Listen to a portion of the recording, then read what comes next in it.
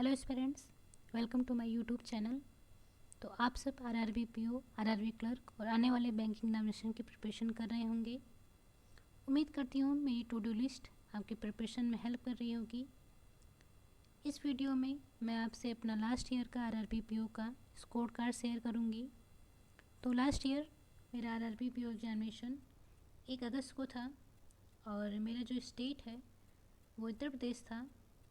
तो आप देख सकते हैं कि रीजनिंग में मेरी 28 मार्क्स हैं, क्वांट सेक्शन में 12 मार्क्स हैं और मेरा ओवरऑल स्कोर 40 है, जबकि यूपी का जनरल कैटेगरी का जो कट ऑफ था वो 54.5 था। तो मेरे मार्क्स काफ़ी कम हैं।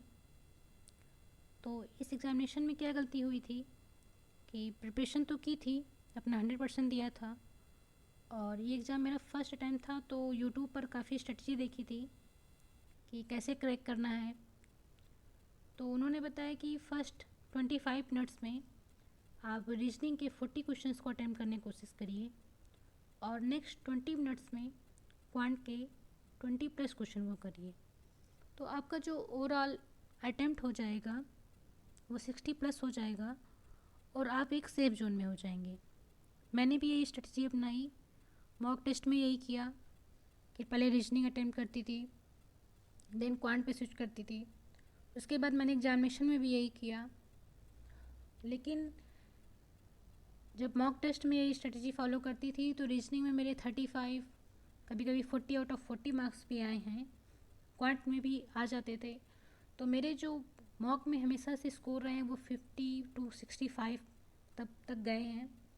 तो लगता था कि हाँ ठीक है, थोड़ा सा और अटेम्प्ट बढ़ाएंगे तो सेफ जोन में रहेंगे।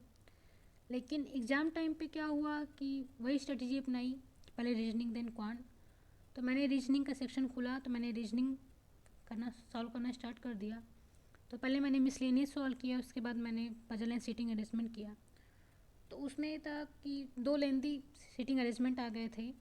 तो एक सीटिंग अरेंजमेंट में तो मैंने कंडीशन को गलत नोट कर लिया था, तो उस टाइम पे तो मुझे उसको स्किप कर देना था।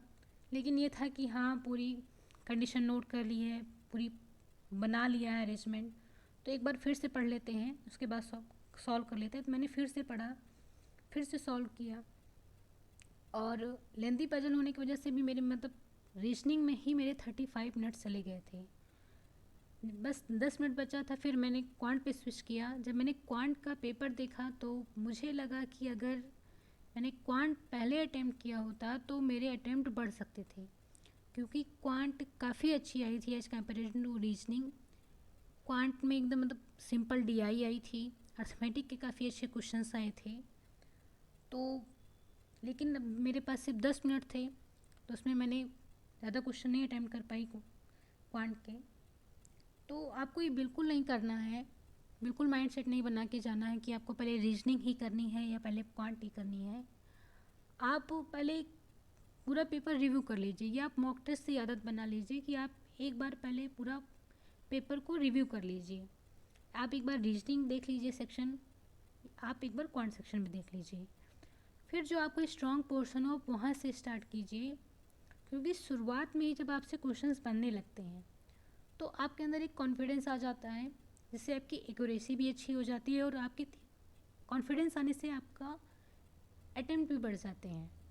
अगर आप शुरू से ही नर्वस हो गए तो फिर आपका, जैसे मेरे साथ हुआ था कि माइंडसेट में तो यही था कि रीजनिंग के 40 क्वेश्चंस करने हैं, और जब मेरे रीजनिंग में ही जब मैं फंस गई कि देख रही हूँ कि एक पजल मैंने गलत कर दी है, एक पजल में टाइम नहीं है इतना कि मैं कर सकूँ, तो उस टाइम पे मैं बहुत ज़्यादा नर्वस हो गई, जिसकी वजह से मेरे मार्क्स का मेरे अटैम्प्ट काफ़ी गिर गए। मेरे इतने कम मार्क्स कभी मॉक टेस्ट में भी नहीं आए थे, किसी भी मॉक टेस्ट में नहीं आए थे। तो बिल्कुल भी आप यही स्ट्रेटजी, आप अपनी स्ट्रेटजी बनाइए, और ये नहीं कि रीजनिंग के 40 क्वेश्चंस करने हैं तो क्वांट की प्रैक्टिस मत करिए कि हाँ सिर्फ उसके तो 20 क्वेश्चंस करने हैं। रीजनिंग में भी आप इतनी प्रैक्टिस करिए कि आप उसके 40 आउट ऑफ 40 क्वेश्चंस लाएं, और क्वांट की भी इतनी प्रैक्टिस करिए कि आप क्वांट के भी 40 आउट ऑफ 40 क्वेश्चंस कर पाएँ। और बाकी टू डू लिस्ट फॉलो करते रहिए, मॉक टेस्ट देते रहिए, क्योंकि 30 डेज़ ही हैं आरआरबी पीओ आरआरबी क्लर्क के लिए। और IBPS क्लर्क का नोटिफिकेशन जैसे आप सबको पता है कि आ चुका है, और कुछ दिनों में शायद SBI क्लर्क का भी नोटिफिकेशन आ जाए।